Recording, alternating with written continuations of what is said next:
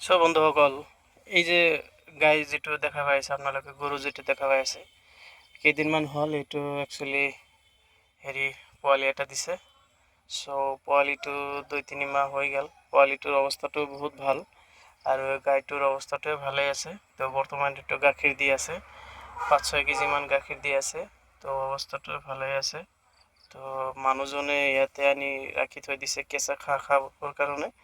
আপোনালোকে দেখা পাই আছে।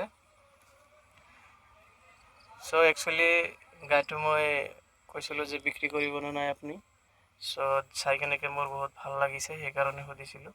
কিন্তু গৃহস্থটোতো তাৰমানে বিক্ৰী নকৰে, তাৰ গাখীৰ দি আছে সেইকাৰণে।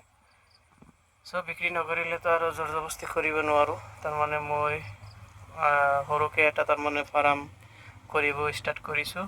সেইটোৰ কাৰণে মই তাৰমানে গৰুবিলাক চাই আছোঁ কোনটো ভাল হয়।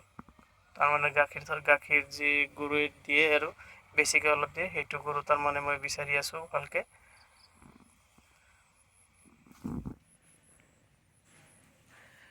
এইটো চাওক, এইটো যে দেখা পাই আছে, এইটো আমাৰ কলেজ হয়, নতুনকৈ হৈছে।